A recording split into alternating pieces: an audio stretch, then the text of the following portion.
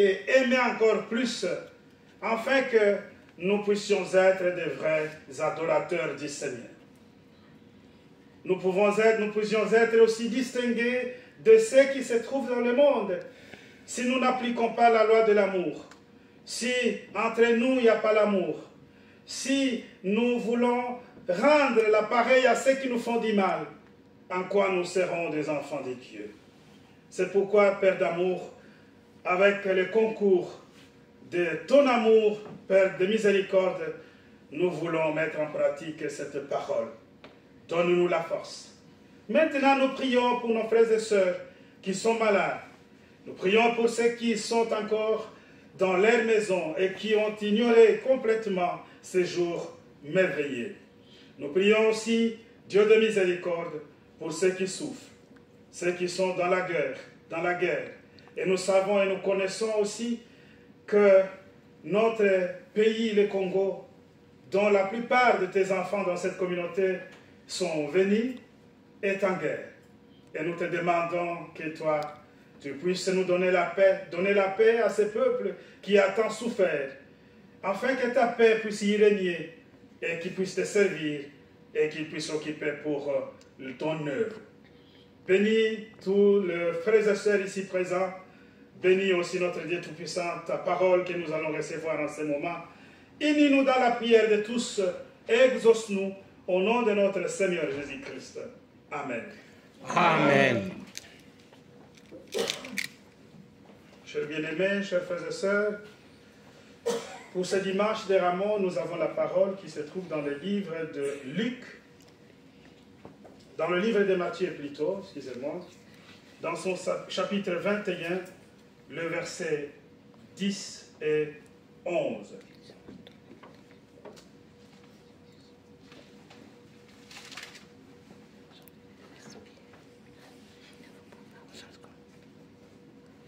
Lorsqu'il entra dans Jérusalem, toute la ville fut émue, et l'on disait, « Qui est celui-ci » La foule répondait, « C'est Jésus, le prophète de Nazareth en Galilée. » Jusqu'ici.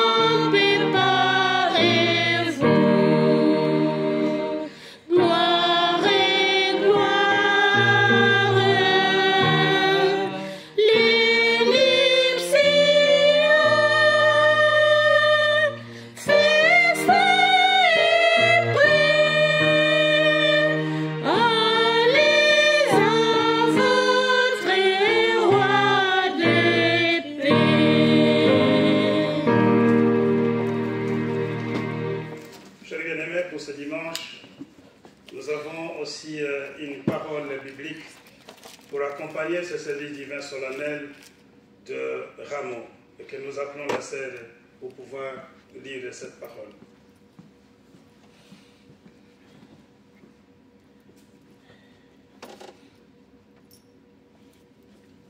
Matthieu 21.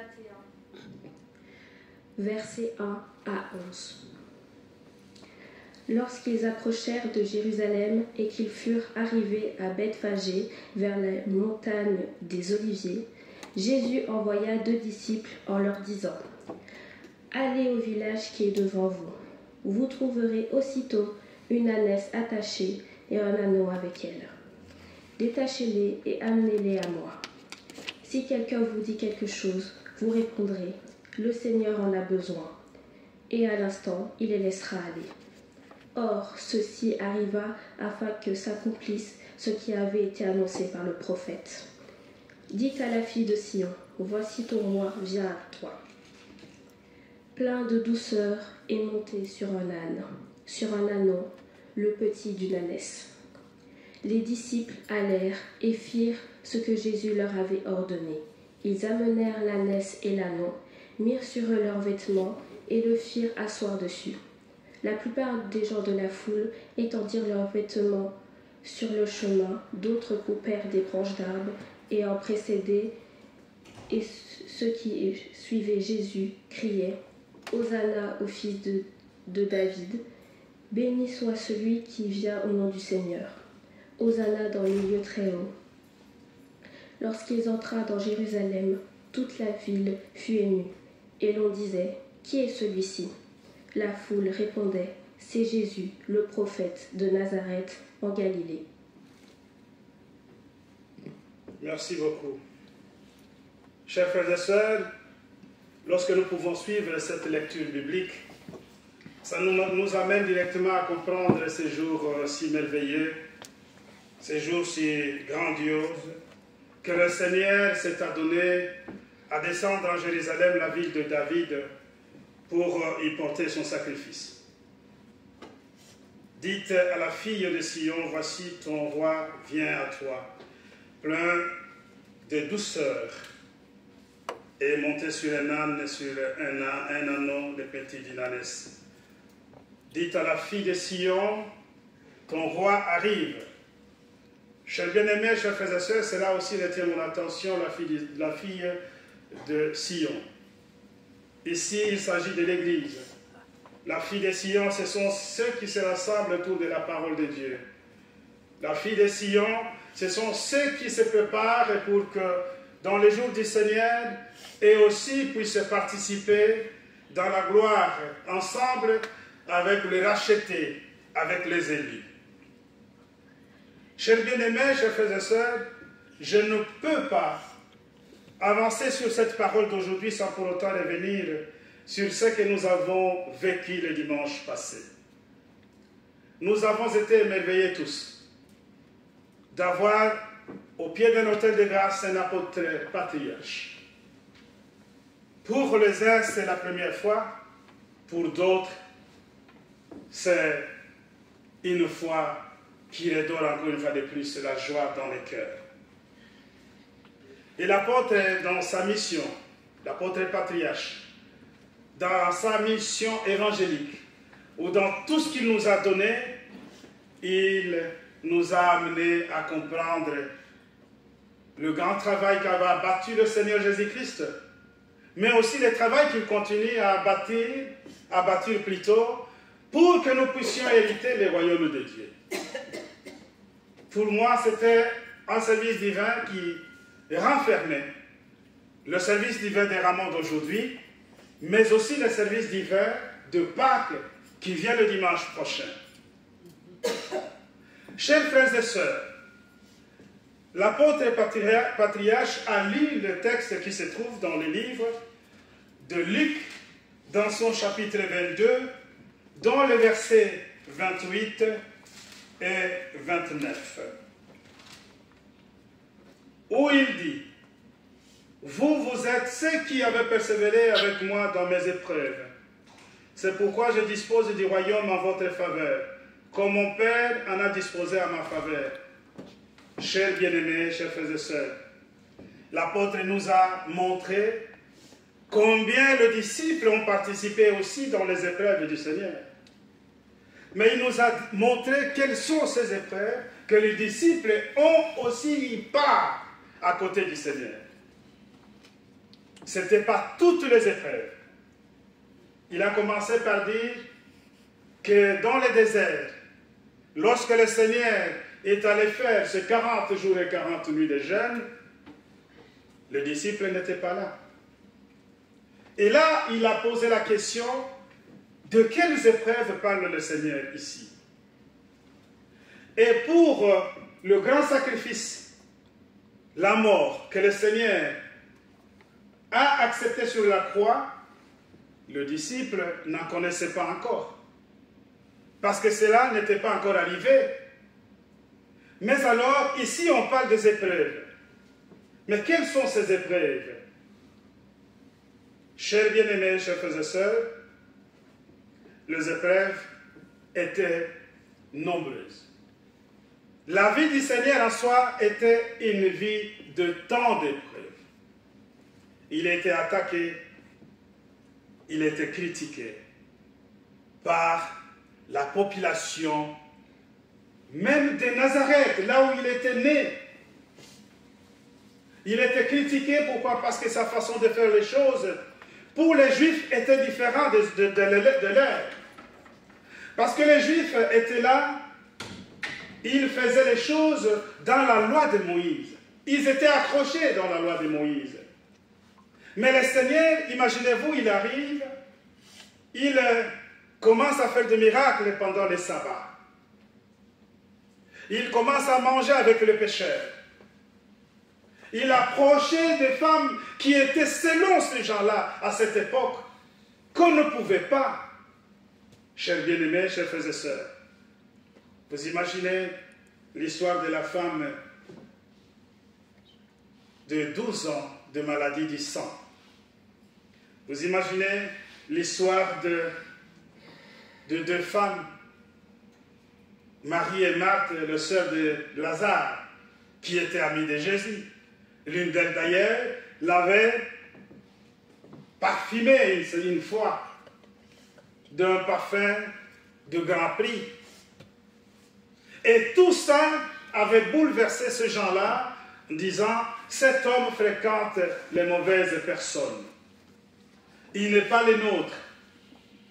Il a été critiqué parce que lui, il a dit, je suis le Fils de Dieu, je viens de Dieu, je suis un envoyé, je viens vous apporter le royaume de Dieu. Mais les gens n'attendaient pas ça. Ils ont dit, mais regardez, nous, celui-là, c'est le fils de Marie, c'est le fils du charpentier. Comment aujourd'hui il peut nous dire qu'il est le Fils de Dieu? Il a été amplement critiqué, chers bien-aimés, chers frères et sœurs. Mais les disciples, en cette époque, ils sont avec le Seigneur. À un moment donné, l'apôtre nous a montré le preuve que même à notre temps aujourd'hui, ça serait difficile peut-être de suivre quelqu'un dans cet état-là de pauvresse. Jésus était pauvre. Pauvre en des choses matérielles. Il était riche, le Fils de Dieu. Mais alors, une fois, il a dit, le Fils de l'homme n'a même pas une pierre à laquelle il mettra sa tête. Qui signifie, comme l'apôtre nous l'a expliqué, l'apôtre patriarche, qu'il n'avait pas d'adresse, qu'il n'avait pas de maison, où elle pouvait passer ses nuits, où elle pouvait se reposer, où elle pouvait manger, où elle pouvait s'asseoir dans un salon confortable, dans un fauteuil comme nous avons, avec une télévision, avec d'autres appareils qui nous entourent. Le Seigneur n'avait rien de tout cela. Et les disciples qui l'ont accompagné, ils ont vu et ils ont entendu lorsqu'il dit « Je n'ai même pas une pierre où je mettrai ma tête. » Ils avaient compris que le Seigneur n'avait pas de maison. Mais ces gens ne l'ont jamais quitté. Ils sont restés avec le Seigneur malgré la pauvreté. Ils se sont accrochés à lui parce qu'ils ont cru au message du royaume de Dieu. Quand on parle du message du royaume de Dieu, c'est ça la prédication du Seigneur. Il dit, je vous apporte, je vous amène le royaume de Dieu auprès de vous. J'apporte le royaume de Dieu auprès de vous pour que vous puissiez vous préparer et aspirer à ce royaume pour les grands jours qui vous attendent. Mais les gens, qu'est-ce qu'ils voulaient? Les gens, ils voulaient des miracles. Ils voulaient du concret. Ils voulaient vivre leur vie. Ils voulaient de l'argent. C'est ce qui anime aussi les gens d'aujourd'hui. Chers bien-aimés, chers frères et sœurs, la pauvreté, le Seigneur vivait dans la pauvreté.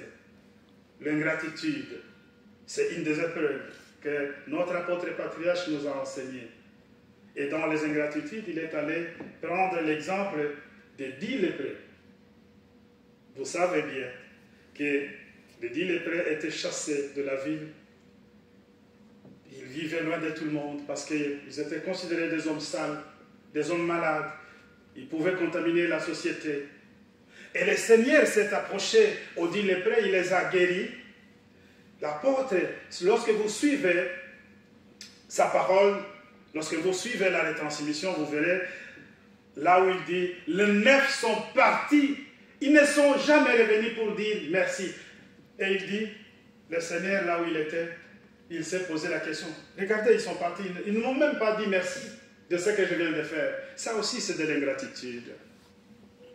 Chers bien-aimés, chers frères et sœurs, l'incompréhension de ses semblables. On ne comprenait pas de ce qu'il parlait. Le gens, l'apôtre est allé prendre même le gens de sa propre famille. Il dit, même ses frères, même sa mère ne comprenaient pas. Et sa mère lui disait, mais pourquoi tu fais les choses différemment? Tu fais faire comme tout le monde. Fais comme tout le monde. Mais pourquoi toi tu fais différemment? Mais nous on fait ceci, toi tu fais ceci, cela. Nous on part à gauche, toi tu pars à droite. Ça c'est moi qui rajoute. Mais fais comme nous. Fais comme tous les juifs. Pourquoi toi tu fais les choses différemment? Et ça c'est l'incompréhension, même de sa propre famille, même de ses propres frères. Il a vécu dans l'hostilité, la plus totale. Les gens, lorsqu'ils ont fait la sommation de tout ce qu'ils faisaient, ils ont trouvé quelqu'un qui était gênant devant eux. Gênant devant la foi qu'ils défendaient. Gênant pour leurs intérêts égoïstes. Et vous imaginez que même dans sa propre ville, à Nazareth, les chefs religieux se sont ligués. Ils ont dit, il faut qu'on les tue. On doit chercher, il faut les tuer. On peut les précipiter même à la falaise. Il faut qu'on les tue parce que ça ne va pas. Il a vécu dans cette ambiance hostile de ses contemporains. Chers bien-aimés, chers frères et sœurs, et l'apôtre est venu maintenant dans notre époque, ce que nous vivons comme frères et sœurs. Les épreuves que tous les jours nous sommes en train de subir. Chers bien-aimés, le Seigneur est avec nous dans ces épreuves. Il nous accompagne dans ces épreuves. Il ne nous abandonne jamais dans ces épreuves. Mais il y a des épreuves qu'il ne nous laisse pas faire. Lui, il les fait. Il les fait parce qu'il est bon, parce qu'il est miséricordieux. Et la grande épreuve, d'ailleurs, à cette époque qu'il avait fait et qu'il a mis de côté ses disciples, c'était son sacrifice expiatoire. Il a dit, ça je l'ai fait tout seul. Ça je l'ai fait moi, vous n'avez pas à le faire. Vous ne pouvez pas le faire. Et le Seigneur est monté sur la croix tout seul. Et le Seigneur a été sacrifié tout seul. En ce temps-là, même les disciples n'étaient pas avec lui. Ils avaient fui tous. Ils étaient scandalisés. Ils se sont posés aussi 1001 questions. Comment c'est possible? Comment il peut accepter jusqu'à arriver à cette mort atroce? On les tue. Il est là comme un petit agneau. Il accepte. Mais comment c'est possible? Il ne peut pas se défendre. Il a toujours dit, il est le Fils de Dieu. Il y a quand même une armada d'anges au ciel qui peuvent venir combattre à ses côtés. Mais pourquoi il ne peut pas le faire? Les disciples n'avaient rien compris, nous avait dit l'apôtre patriarche. Ils n'avaient rien compris. Que le Seigneur le faisait justement pour accomplir sa mission et que pour racheter le peuple du péché. Racheter le peuple du mal. Aujourd'hui, nous ici, Et ça aussi, l'apôtre nous l'a rappelé, qu'à cette époque, le disciple parfois ne comprenait pas, les disciples se sont mis à l'écart, ils ont essayé de fuir, mais c'est parce qu'ils ne savaient pas la finalité des choses, c'est parce qu'ils ne comprenaient pas certaines choses. Et la prédication de Jésus, parfois, était controverse dans leurs pensées, ils ne comprenaient pas ce qui doit arriver. Mais nous savons la fin des choses, nous avait dit l'apôtre patriarche. Et nous savons que le Seigneur avait affronté la mort, et le Seigneur avait fait tout ce qui était à son pouvoir, et le Seigneur était ressuscité. Qu'est-ce qui nous retient aujourd'hui de pouvoir croire à la parole du Seigneur? Qu'est-ce qui nous retient aujourd'hui de pouvoir nous approcher du Seigneur? Qu'est-ce qui nous retient aujourd'hui de ne pas glorifier le grand Seigneur qu'il est, le grand roi qu'il est, le grand sacrificateur qu'il est et le grand prophète qu'il est? Qu'est-ce qui nous retient? À cette époque, on peut comprendre que les disciples n'étaient pas au courant de ce qui va se réaliser. Même s'il leur a montré, même s'il leur a dit des choses, même s'il leur a dit, maintenant, je vais aller et je vais affronter la mort. Ils ont dit, mais écoutez, ça ne sera pas possible. Ils ont fui. Mais qui de nous aujourd'hui pouvait suivre le Seigneur? Si nous étions à cette époque-là, qui de nous? Déjà, nous connaissons que le Seigneur a été ressuscité. Nous connaissons que le Seigneur est monté au ciel. Nous connaissons qu'il est assis à la droite de Dieu, qui nous prépare un lieu pour nous, pour vivre éternellement avec le Seigneur. Mais regardez ce que nous faisons. On nous enseigne la loi de l'amour. On nous enseigne d'aimer, aimer les autres. Mais qu'est-ce que nous faisons? Chers bien-aimés, nous sommes encore dans les choses qui remettent le Seigneur à la croix. Nous revenons et nous voulons être vus. Parfois, nous voulons faire des choses différemment. Et parfois, nous nous disons, moi, je suis le meilleur. C'est moi qui fais cela. L'autre, il n'est rien. Mais tout ça, nous remettons que le Seigneur sur la croix, lui qui nous a délivrés, lui qui nous a donné la possibilité de rentrer dans le royaume de Dieu. Chers bien-aimés, chers frères et sœurs, nous sommes parfois, nous vivons parfois l'hostilité aussi de nos contemporains. L'apôtre l'a rappelé. À des moments, il y en a qui nous posent des questions, mais pourquoi vous allez à l'église? Qu'est-ce que vous cherchez à l'église, vous? Mais soyez comme nous, vivez comme nous. Voyez-nous, nous avons tout. L'église ne donne pratiquement rien. Déjà, vous êtes des pauvres, vous allez à l'église, vous n'avez pas ce que nous avons. Mais qu'est-ce que vous allez chercher à l'église? Chers frères et sœurs, nous ne venons pas à l'église pour la richesse. Nous a rappelé notre apôtre patriarche. Nous travaillons pour la fine vie que nous avons sur cette terre.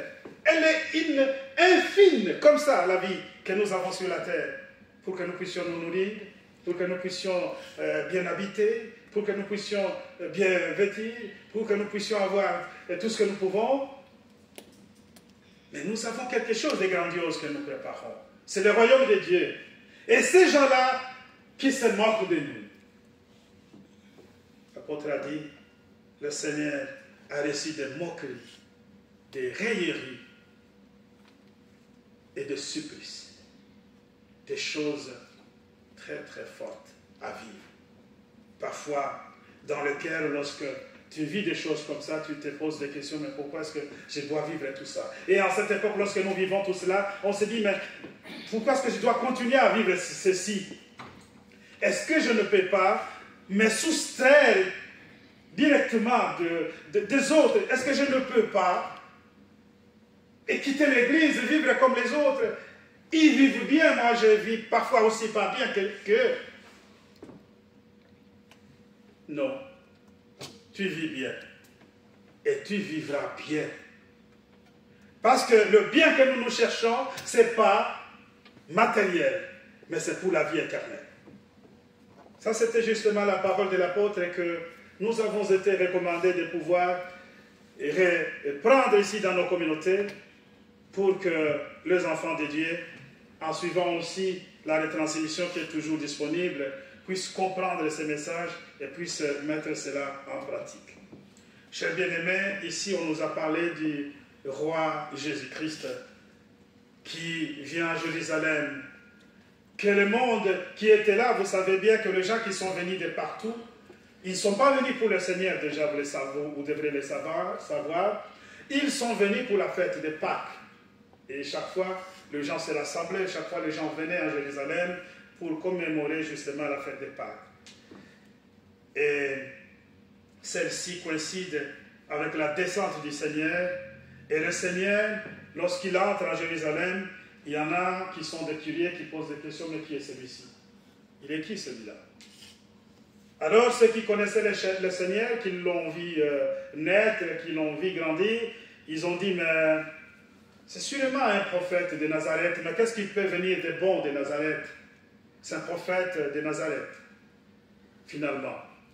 Ces gens ont saisi une seule partie de la mission du Seigneur. C'est vrai, il était aussi prophète. Parce que prophète, c'est prédire les choses à venir, qui vont se réaliser, pas prédire, comme aujourd'hui nous avons des prophètes, ça et là, et lorsqu'ils disent des choses, ils commencent à tâtonner, ou parfois ils disent des choses par hasard, je peux dire, du calendrier qui se réalise, il dit, voilà, je ne vous avais pas dit. Oui, quand on tâtonne, parfois ça tient par la route. Mais le prophète Jésus-Christ, lui, il avait dit des choses du royaume de Dieu. Il a approché le royaume de Dieu vers les gens pour que les gens comprennent que le royaume était venu auprès d'eux à travers le Seigneur. Mais il n'était pas tout simplement le prophète. Il était le roi, le sacrificateur et le prophète en même temps. Et lorsqu'on regarde la mission d'un roi à cette époque-là, il revient sur le sujet. Ils étaient aussi en communion avec Dieu, les rois. En cette époque. Regardez le roi David. Le roi David, c'était un grand serviteur de Dieu. On ne pouvait pas être roi en Israël sans être serviteur de Dieu. On l'était dans la plupart des cas. On était en même temps roi et serviteur de Dieu. Mais à côté, il y avait toujours un prophète. Et le prophète, il recevait justement la mission, la parole de Dieu pour transmettre au roi qui régnait sur tout Israël. Et alors, les rois travaillaient dans la quiétude, ils travaillaient pour le peuple, ils travaillaient pour la cité. Mais il y avait aussi des sacrificateurs. Ces sacrificateurs étaient présentés comme ceux qui allaient plaider les cas du peuple d'Israël devant Dieu. Nous avons déjà parlé ici de ceux qui amenaient les offrandes devant Dieu et qui rentraient dans le lieu très saint de Dieu. Et là, ils devaient se préparer, ils devaient être des gens très purs, sanctifiés, purifiés, pour pouvoir finalement remettre les offrandes du peuple d'Israël et que le Dieu puisse entendre leurs prières. Mais ici, on nous dit que le Seigneur, il est roi, il est sacrificateur et il est prophète. Le Seigneur amène cette possibilité auprès des hommes pour son royaume à venir, pour son royaume éternel. Il veut régner ensemble avec nous. Il veut partager sa part du pouvoir avec les élus, avec les rachetés, avec ceux qui resteront jusqu'à la fin. Et chers bien-aimés, ce roi, c'est un roi différent. C'est un roi qui a de l'amour. C'est un roi qui nous aime. Et c'est un roi qui prépare justement non seulement un palais pour lui, mais il prépare le palais pour tous ceux qui seront dans le royaume de Dieu. Sacrificateur. Le sacrifice du Seigneur est plus que les offrandes des souverains sacrificateurs d'Israël. Lui, le sacrificateur, c'est le sacrifice. Il a fait le sacrifice qu'on appelle expiatoire. Il s'est amené lui-même jusqu'à la croix. Il a accepté de mourir. C'est un grand sacrifice qui n'a jamais existé et qui n'existera jamais. Et ce sacrifice, il l'a fait pour pouvoir nous racheter du mal, pour pouvoir nous racheter du péché, pour pouvoir nous racheter de la mort éternelle. Et nous jouissons justement de ce sacrifice pour que nous puissions revêtir de la gloire du Seigneur dans le royaume de Dieu. Maintenant, nous devons regarder ce Seigneur. Nous ne nous posons pas la question de qui est celui-ci, mais nous disons qu'il est roi, il est sacrificateur et il est prophète. Prophète, j'ai déjà dit, c'est celui qui prédit les choses à venir. Et il prédisait les choses, le Seigneur. Il leur a montré le royaume de Dieu. Il leur a dit ce qui va arriver. Je vais être crucifié, enterré, mais je serai ressuscité. Je reviendrai auprès de vous. Mais je vous préparerai pour pouvoir continuer l'église épouse. Chers bien-aimés, l'église épouse, c'est nous. L'église épouse, c'est l'église aujourd'hui qui se prépare. C'est cette église qui se met en branle contre toutes les forces du mal, contre toutes les épreuves que nous avons ici citées, que notre apôtre et patriarche nous a données. Nous sommes sereins, nous sommes debout, nous continuons à croire, nous continuons à avoir notre foi et nous nous préparons comme église épouse pour le royaume de Dieu. Chers bien-aimés, chers frères et sœurs, le peuple aujourd'hui, pour lire une phrase que l'apôtre écrit ici, le peuple de Jérusalem réduit l'œuvre du Seigneur à son rôle du prophète, mais nous lui donnons le rôle du roi, du sacrificateur et du prophète. Et cette foi que nous avons en notre Seigneur nous donne la possibilité, à travers le Saint-Esprit que nous avons acquis, ou le Saint-Esprit que nous avons reçu. L'apôtre et patriarche avait parlé du Saint-Esprit. Qu'à cette époque-là, les disciples, ils n'avaient pas encore reçu le Saint-Esprit. Lorsqu'il les a parlé, justement, des choses qui allaient venir. Mais nous avons la connaissance de la finalité des choses, mais aussi nous avons le Saint-Esprit qui analyse des choses en nous, qui nous fait révéler ces choses-là. Nous sommes dans la bonne position. Et le Saint-Esprit nous aspire, le Saint-Esprit nous inspire, le Saint-Esprit nous donne la possibilité de comprendre l'Évangile, mais aussi le Saint-Esprit nous enseigne le royaume de Dieu que nous écoutons ici à travers la parole de Dieu. Chers frères et sœurs, aujourd'hui encore, comme je l'ai dit, le Saint-Esprit nous guide dans la connaissance de la parole et dans la pratique de la même parole. Le Saint-Esprit nous guide à pratiquer l'amour. Le Saint-Esprit nous guide à fuir les péchés et à nous préparer pour les royaumes à venir. Amen. Amen. Les deux prêtres, s'ils peuvent écouter le temps, c'est mieux qu'ils puissent intervenir, parce que c'est un jour de fête, c'est un dimanche de Rameaux, que nous voulons écouter tous les autres. Et la chorale peut nous donner un chant.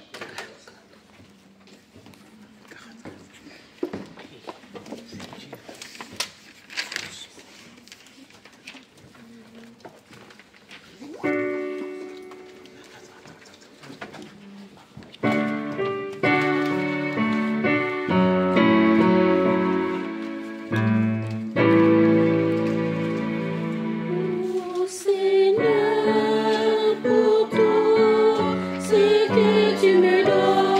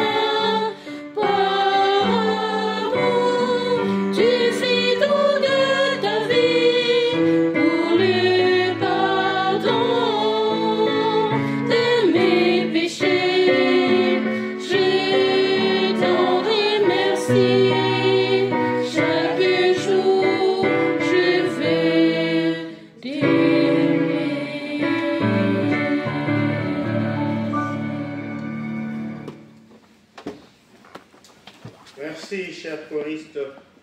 Merci, mon cher prêtre, pour cette belle prédication. En ces grands jours de fête de Rameau, il y a eu une très grande foule en Jérusalem. Ils sont venus crier « Vive le roi, vive le fils de David ». Mais ils ont plus parlé du prophète Jésus. Parce qu'en ce moment-là, ils étaient encore sous l'emprise des Romains. Quand ils ont crié au roi de David, ils ont cru peut-être qu'il allait venir les délivrer. Mais Jésus a dit dans toutes ses prédications que son royaume n'était pas de ce monde. Et il a ajouté même devant ses disciples en disant, si mon royaume était de ce monde, comme il disait qu'il a des anges à sa disposition, il pouvait donner l'ordre pour que les anges viennent le défendre, afin qu'il ne puisse pas être persécuté par les Juifs à la croix de Golgotha. Mais sa grande mission, notre prêtre nous a dit ici, il était bien sûr prophète, le roi du royaume des cieux, qu'il est venu apporter au peuple qui croit en lui, qui l'accepte comme Seigneur et Sauveur. Et alors, d'abord,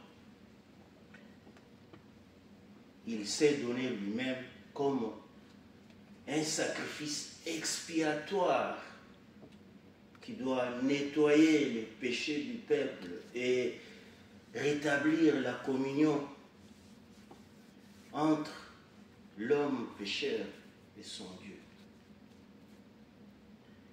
Il est venu dans tous les détails, je ne veux pas y entrer, mais il nous a montré un exemple. Le royaume des cieux, c'est un royaume où il y a de l'amour. Et le royaume des cieux, comme notre apôtre patriarche l'avait dit, on peut nous reconnaître tout simplement que nous sommes des chrétiens si nous avons de l'amour. Et alors, l'amour est toujours exécuté, l'amour est attaqué par l'ennemi. On nous dit, l'amour, si nous avons un véritable amour, l'amour supporte tout. Il y a quelqu'un qui peut venir t'agresser et tout ça, toi tu le réponds tout simplement avec douceur. Tu lui donnes une leçon. Il s'est dit, mais celui-là, pendant que les autres s'énervent, pendant que les autres montent sur leurs chevaux, mais celui-là, il reste si calme. C'est la douceur de Jésus. Il dit, venez avec vos charges, moi je vais vous donner mon joug qui est doux et léger. Alors soyons ceux qui pratiquent vraiment le véritable amour. Supportons les autres, excusons les autres, ayons de l'espérance dans les autres en disant, même celui-là, vous voyez l'exemple sur la croix, il y avait un malfaiteur, Barabbas, qui avait tué, qui avait écrasé le monde, qui avait fait trop de mal, mais finalement, sur la croix, Jésus, ce n'était pas un hasard, mais quand le peuple qui était venu crier quelque temps avant en disant le prophète, le fils de David, il n'avait pas de l'amour au-dedans d'eux. Et quelque temps après, ils sont allés crier pour qu'on puisse tuer Jésus à la croix et qu'on puisse libérer Barabbas. Ce n'était pas un hasard, mais Jésus était venu aussi pour mourir à la place de Barabbas pour qu'il puisse aussi avoir accès au salut qu'il est venu nous apporter.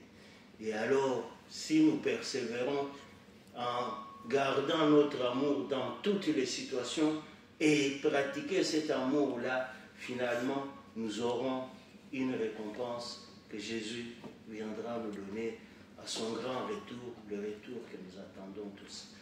Alors persévérons, parce que l'amour est attaqué, l'amour est agressé, on veut nous arracher ça. Il y a la crise partout pour l'amour. Faisons un effort, mes bien-aimés, pour que notre amour ne puisse pas être entaché, notre amour ne puisse pas être détérioré devant les épreuves de ce monde. Ainsi, nous sommes sûrs qu'à ce retour de notre Seigneur Jésus-Christ, nous allons aussi mériter de ce royaume où il y a la joie, où il y a la paix, où il y a la tranquillité totale. Que notre Père Céleste soit loué. Amen. Amen.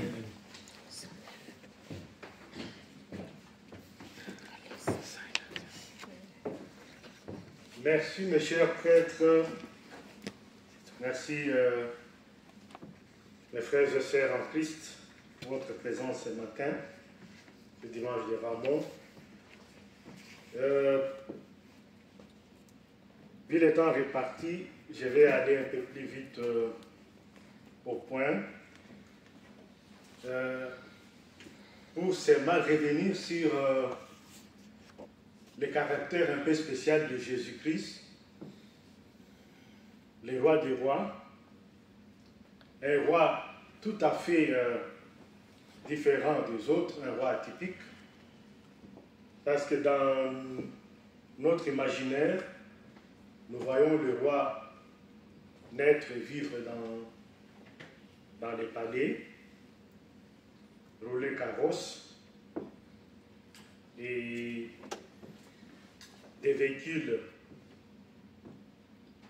de dernière génération et des technologies très différentes du commun des mortels. Mais ici, nous voyons que Jésus d'abord est né à Nazareth, dans Galilée, un endroit à l'époque qui était père et commandant. Nous pouvons dire aujourd'hui, c'est comme si quelqu'un, un enfant qui est né dans un ghetto, mais on parle de lui déjà qu'il est le roi, celui qui est venu sauver le monde. Jésus vit dans la pauvreté, son père nourricier, un menuisier, et tout cela ne présageait pas à ses contemporains de comprendre qu'il était réellement le fils de Dieu. Il était roi. Je disais, mais bon, il raconte des histoires, si un roi ne peut pas naître dans des endroits comme ça et vivre dans une telle pauvreté. Et ici, Jésus grandit, commence sa mission, et quand il entre en Jérusalem, il n'entre pas dans une carrosse, mais plutôt il entre sur le dos d'un ânon, le petit d'une ânesse. Tout ceci nous fait voir que le royaume de Jésus n'était pas le royaume de ce monde, du monde à son époque. Et que lui, il est venu juste aussi nous faire comprendre que pour hériter du royaume du ciel, comme vient de le dire notre prêtre ici, le royaume où il y aura le miel, où on aura une des meilleures vies tranquille, il n'y aura pas de pleurs, il n'y aura pas de douleurs, il n'y aura pas de deuil. Il faut déjà se préparer, demander loin du Saint-Esprit. Le Saint-Esprit qui nous aide réellement à comprendre que Jésus, c'est le roi des rois, c'est la voie à suivre pour effectivement hériter de ce royaume du ciel. Au nom de Jésus, j'ai ainsi partagé avec vous cette petite parole de ce matin Amen. Amen. Merci, très cher prêtre. Je voudrais ici revenir sur le royaume de Dieu. Nous avons parlé des messages de notre apôtre qui, lui, nous a démontré combien le disciple était dans les épreuves avec le Seigneur et que le Seigneur il a reconnu à ses disciples que vous avez été dans les épreuves avec moi. Aujourd'hui, nous sommes dans les épreuves aussi. Le Seigneur ne nous a pas abandonnés. Il est dans nos épreuves avec nous. Mais on se pose la question, c'est quoi la finalité de ces disciples qui ont suivi le Seigneur dans les épreuves? Dans les épreuves de moquerie, de raillerie, des supplices, de tout ce qu'il a connu, de la pauvreté. Parce que nous ne sommes pas ici, nous ne pouvons pas ici ignorer qu'il y en a qui détenaient aussi leurs petites entreprises, dans les cas de Pierre, qui était aussi un pêcheur avec les autres pêcheurs. Ils travaillaient quand même à cette époque-là. Mais ils étaient obligés de laisser tomber tout ce qu'ils avaient pour suivre le Seigneur. Mais c'est quoi alors la finalité de tous ces gens ici? La réponse, elle est dans Luc 22, 29. Là où il dit, tout ce que je fais, mon Dieu m'a donné le royaume, et moi je donnerai aussi ces royaumes à vous autres. Chers bien-aimés, chers frères et sœurs,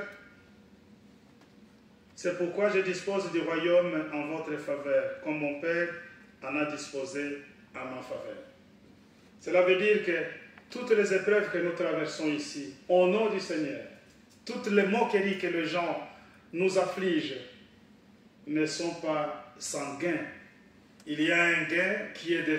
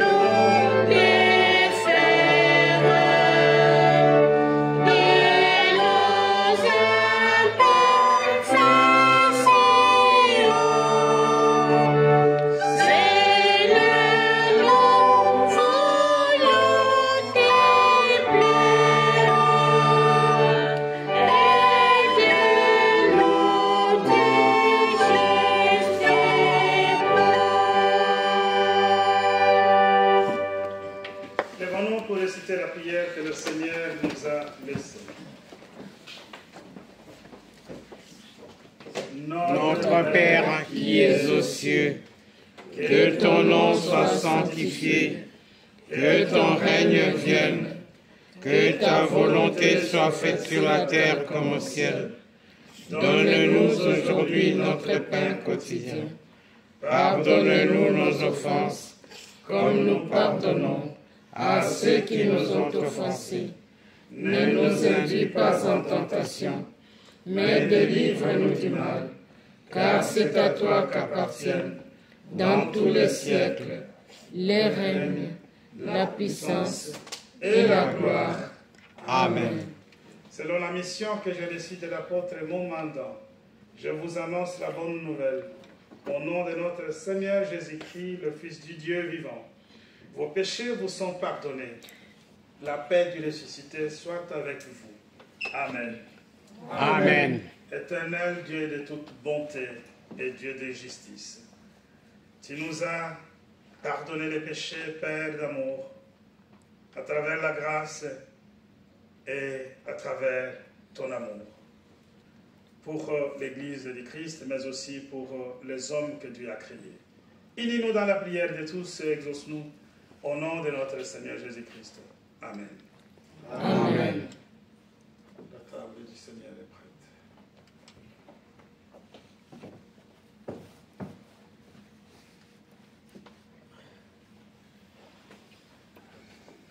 Prions. Au nom de Dieu, le Père, le Fils et le Saint-Esprit, je consacre le pain et le vin pour la Sainte Seine et je dépose le sacrifice unique de Jésus-Christ valable en toute éternité. Car le Seigneur prit du pain et du vin, rendit grâce et dit, « Ceci est mon corps qui est donné pour vous. Ceci est mon sang, le sang de la nouvelle alliance, qui est répandu pour beaucoup pour le pardon des péchés. Mangez et buvez, faites ceci en mémoire de moi, car toutes les fois que vous mangez ce pain et que vous buvez ce vin, vous annoncez la mort du Seigneur jusqu'à ce qu'il revienne. Amen. Amen. Le corps et le sang de Jésus sont donnés pour toi.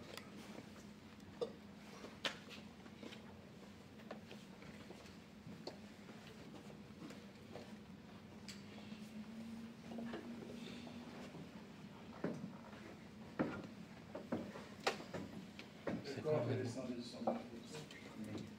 Le corps et le sang de Jésus sont donnés pour toi. Asseyez-vous, s'il vous plaît. La communauté est invitée à participer à la Sainte Seine et le chant qui a été choisi, c'est le 284.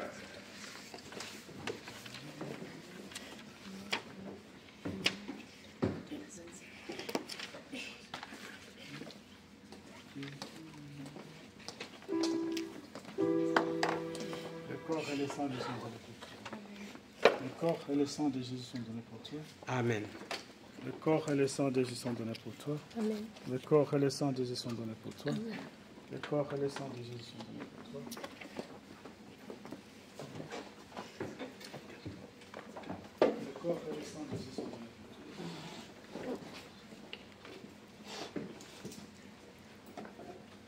Le corps et le sang de Jésus sont donnés pour toi. Le corps et le sang de Jésus sont donnés pour toi. Le corps et le sang de Jésus sont donnés pour toi. Le corps et le sang de Jésus sont donnés pour toi.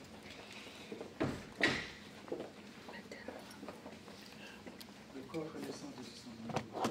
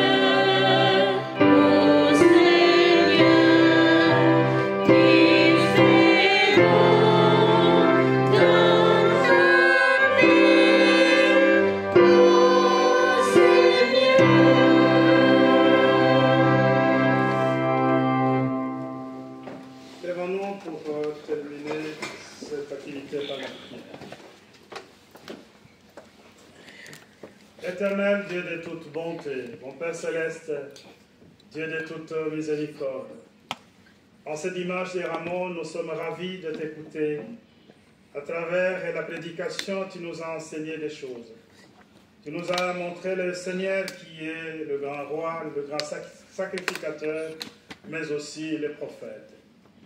Nous te sommes reconnaissants, Père, de ta parole que tu nous as donnée ici dans ta maison. Nous te sommes reconnaissants aussi pour le pardon des péchés que tu nous as accordé, mais aussi tu nous as donné les orientations nécessaires, mais aussi nous te sommes très reconnaissants du passage de notre apôtre et patriarche dans ces royaumes de Belgique. Nous avons si bénéficié des choses que toi tu nous as données à travers la prédication, à travers l'évangile. Notre Dieu Tout-Puissant, nous avons compris que nous sommes que des humains. À travers toutes les épreuves que nous subissons, il y a le Seigneur qui est à nos côtés. Il y a le Seigneur qui combat avec nous, mais la plus grande épreuve, il a fait tout seul, mais il veut partager justement le royaume avec nous, des pauvres gens. Père d'amour, ça ne peut que venir d'un cœur grandiose qui est le tien. Et personne dans ce monde ne peut nous donner ce que toi tu nous donnes. C'est pourquoi nous te resterons toujours fidèles. Mais Dieu d'amour, lorsque nous tombons, tiens-nous par ta main pour nous relever. Ce dimanche, tu nous as appris aussi des choses à travers la façon de pouvoir voir ce que toi tu nous donnes, mais aussi de comprendre ton royaume qui est à venir. Bénis chacun d'entre nous, Dieu d'amour. Bénis les offrandes que tes enfants t'ont données, que ce soit du cœur, mais aussi de leur prière, mais aussi en argent. Nous te demandons, Dieu de miséricorde, de pouvoir assister aussi ceux qui sont dans le besoin, ceux qui sont dans le détresse énorme. Ils ont besoin de ton assistance, ils ont besoin de la paix et aussi de la tranquillité. Le malade, nous savons que tu es capable de pouvoir donner la guérison là où c'est nécessaire. Bénis aussi, Père de miséricorde, tous ceux qui s'adonnent à ton œuvre, qui travaillent jour et nuit, pour que l'Église de Christ puisse continuer à persévérer jusqu'au jour du Seigneur. Pour nous, Père de miséricorde, dans notre communauté, nous te demandons spécialement que tu nous donnes encore une fois de plus la force, que tu nous donnes la communion de continuer, que tu nous donnes aussi l'amour entre nous, de pouvoir nous aimer et montrer dehors que nous sommes unis pour notre Seigneur Jésus-Christ et pour le royaume de Dieu. Maintenant, donne-nous mieux et plus que nous pouvons te demander en parole et exauce-nous. Au nom de notre Seigneur Jésus-Christ. Amen.